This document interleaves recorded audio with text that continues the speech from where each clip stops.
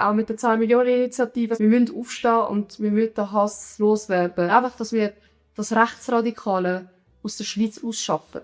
Ich bin Name Talia und ich bin 18. Ich bin von einem Dreh heimgekommen, kann zu meiner Schwester heimgehen und sie ist im Moment nicht daheim, also habe ich draussen gewartet. Und dann habe ich plötzlich gehört, «Geh zurück in dein Land». Als ich dann raufgeschaut habe, habe ich gesehen, dass ich bespuckt wird und mir Missgeburt gesagt wird. Ich habe dann direkt meiner Schwester geschrieben, WhatsApp, ich habe Angst. Und dann hat sie geschrieben, ich bin in 30 Sekunden da. Sie hat dann einfach gedacht, schon jetzt einfach da gewartet, aber sie hat es nicht wirklich hinterfragt, habe ich meinem Schwager gesagt, er soll schon mit reinkommen in die Wohnung.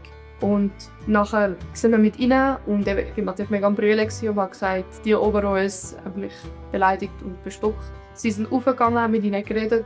Ich war so geschockt in dem Moment, ich wollte nicht konfrontiert werden mit diesen Gesichtern. Also bin ich unten geblieben, habe einfach zugelassen und sie haben einfach gesagt, «Hä, nein, wir haben gar nicht mehr gesehen unten. Was schnurren die? Das stimmt gar nicht.» Dann haben sie gesagt, «Ah ja, wir haben sie schon gesehen, wir haben nicht sie gemeint, wir haben den Kollegen gemeint, vielleicht ist von St. Gallen.» Jemand von St. Gallen sagt, «Jetzt geh zurück in dein Land.» Es war einfach eine billige Ausrede.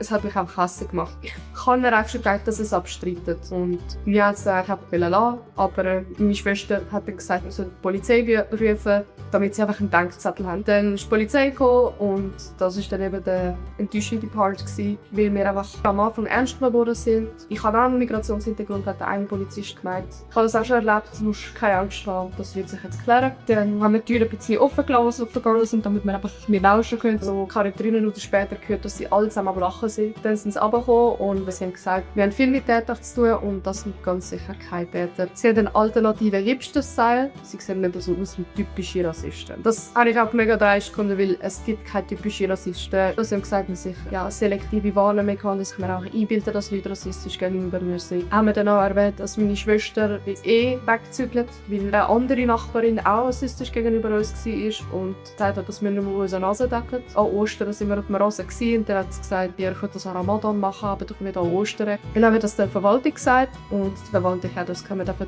auf der Rasen. Die Polizisten haben dann darauf hingesagt, sie müssen verstehen, dass sie misstrauisch sind gegenüber euch, weil eure Landsmänner mit eurem kulturellen Hintergrund sind meistens die Täter, die damit zu tun haben. Ich habe dann gefragt, sorry, wie haben Sie das genau gemeint, dass ich Sie falsch verstanden? Und dann hat er einfach in einem strengen Ton gesagt, ich meine es genau so, wie ich es gesagt habe. Ich bin dann ein bisschen lauter geworden und habe gesagt, ich finde es einfach dreist, dass man nie etwas dagegen machen kann. Es wird immer weggeschaut. Und dann hat der andere Polizist geschaut, wir haben nicht weggeschaut, wir stehen doch genau da. Sagen Sie nicht, dass wir wegschauen. Würden wir wegschauen, wären wir ja jetzt nicht da. Ich habe das Gefühl, hätte ich die Polizei nie gerufen, würde ich mich jetzt sicherer fühlen, weil ich immer das Gefühl habe, hey, wenn etwas passiert, bitte die Polizei an. Egal, was jetzt passiert, ich habe einfach das Gefühl, es kann sein, dass man einfach Pech hat, was die Polizisten angeht. Man kann sich einfach nie sicher sein, welches trifft, wer kommt. Dann frage ich mich einfach, schade ich mir jetzt selber, wenn ich die Polizei halte? Oder eben, bringt es überhaupt was? Also eigentlich bin ich gar keine öffentliche Person, aber ich wollte das Video posten. Ich will damit auch noch Kraft geben an andere. Awareness spreaden. Ich will zeigen, reden darüber. Vor allem will ich, dass Leute, die das vielleicht noch nie erlebt haben, auch mal mitbekommen, wie das einen mitnimmt oder was wir so im Alltag erleben. Ich habe viele Kommentare bekommen, die so waren, hey, ich bin Schweizerin, ich habe noch nie so etwas erlebt, ich kann mich mega in dich hineinversetzen und es tut mir mega weh. Ich soll es sehen, wir müssen unbedingt etwas ändern. Und leider